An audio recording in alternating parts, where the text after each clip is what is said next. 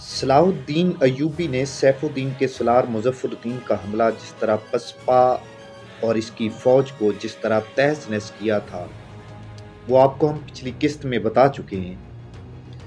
مظفر الدین میدان جنگ سے غائب ہو گیا تھا۔ سلطان ایوبی کی فوج نے جو قیدی پکڑے ان میں سیف الدین کا ایک مشیر فخر الدین بھی تھا جو موصل میں اس کا وزیر بھی رہ چکا تھا۔ سلطان ایوبی فخر الدین کو جنگی قیدیوں سے الگ کر کے اپنے خیمے میں لے گیا اور اسے اسی عزت و احترام سے رکھا جس کا وہ حقدار تھا۔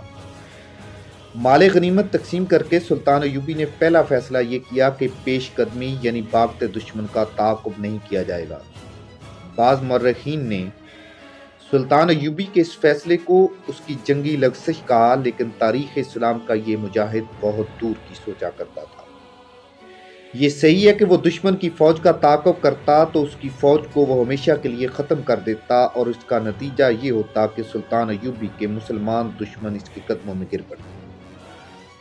تعاقب نہ کرنے کی ایک وجہ تو یہ تھی کہ مظفر الدین کے ساتھ اس نے جو معرکہ لڑا تھا اس میں اسے فتح بہت مہنگی پڑی تھی۔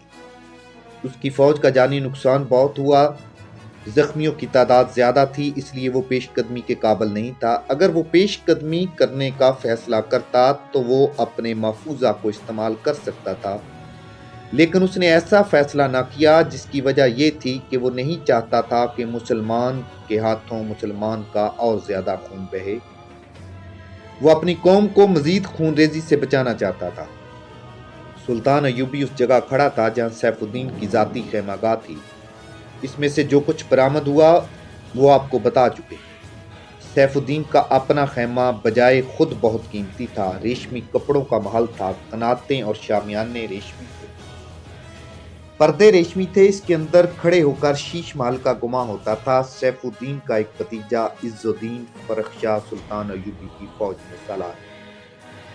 یہ عجیب جنگ تھی اور عجیب دشمنی کے بھتیجا چچا کے خلاف لڑ رہا تھا۔ اس کے علاوہ بھی کئی ایک فوجی تھے جو اپنے خون کے رشتوں کے خلاف لڑ رہے تھے۔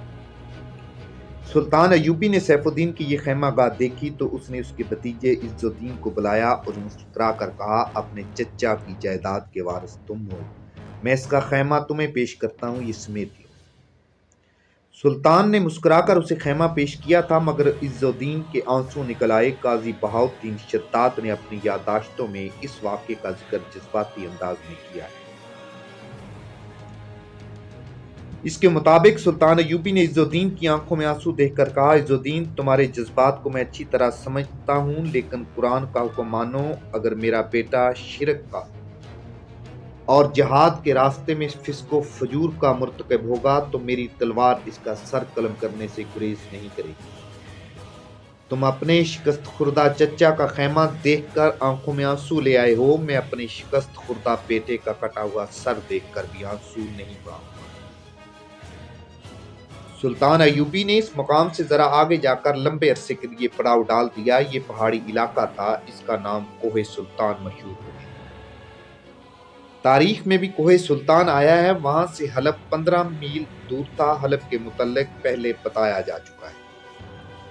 الملک الصالح نے اس شہر کو اپنا دارالحکومت اور مستقر بنا لیا تھا، اب یہ متحدہ افواج کا ہیڈ کوارٹر بن گیا تھا۔ اس شہر کا دفاع اتنا مضبوط اور یہاں کے لوگ جو سب مسلمان تھے اتنے دلیر اور جنگجو تھے کہ سلطان ایوبی کا محاصرہ ناکام ہو گیا۔ اب سلطان ایوبی ایک بار پھر اس اہم شہر کے محاصرے میں لینے اور اس پر قبضہ کرنا چاہتا تھا، لیکن اب کہ وہ اپنا اڈا مضبوط کر کے آگے بڑھنے کی سکیم بنا۔ راستے میں 2 قلعے تھے، ایک کا نام مینچ اور دوسرے کا بوزرا تھا۔ ان دونوں قلعوں کے امراء خود مختار مسلمان تھے۔ اپنے کئی اور قلعے اور کئی جاگیریں تھیں جن پر مسلمانوں کی حکمرانی تھی۔ اس طرح سلطنت عثمانیہ قلعوں، جاگیروں اور ریاستوں میں بٹی ہوئی۔ سلطان ایوبی بکھرے ہوئے ان زروں کو یکجا کر کے ایک سلطنت بنانا اور اسے ایک خلافت کے تحت لانا چاہتا تھا۔ دشواری یہ تھی کہ یہ امراء جاگیردار اپنی اپنی الگ الگ حیثیت قائم رکھنے کے خواہش مند تھے۔ وہ اپنی بقا کے لیے صلیبیوں تک سے مدد لیا کرتے تھے۔ سلطان ایوبی نے ایک پیغام بوزرا کے امیر کے نام لکھا اور دوسرا دوسرے کے لیے۔ عز الدین کو روانہ کیا اور سیف الدین کے مشیر فخر الدین جنگی قیدی تھا، لیکن سلطان ایوبی نے عزت و احترام سے اس کا دل جیت لیا تھا اور فخر الدین نے سلطان ایوبی کی اطاعت قبول کر لی تھی۔ سلطان ایوبی نے جب اسے اپنا خاص ایلچی بنا کر بھیجا، اسے یہ اختیارات بھی دیے کہ وہ اس کی نمائندگی کرتے ہوئے یہ قلعہ حاصل کرنے کے لیے بات چیت کرے، تو فخر الدین نے اسے آنکھیں پھاڑ کر دیکھا۔ کیا آپ مسلمان نہیں ہیں؟ سلطان ایوبی نے اسے کہا۔ آپ مجھے یوں حیرت سے دیکھا جیسے میں کسی کافر کو اپنا ایلچی اور نمائندہ بنا کر بھیج رہا ہوں۔ کیا آپ کو مجھ پر بھروسہ نہیں یا اپنے ایمان پر اعتماد نہیں؟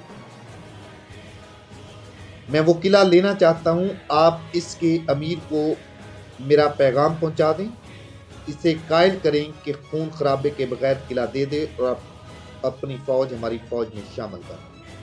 عز الدین اور فخر الدین سلطان ایوبی کا پیغام لے کر ان قلعوں کی طرف روانہ ہوئے۔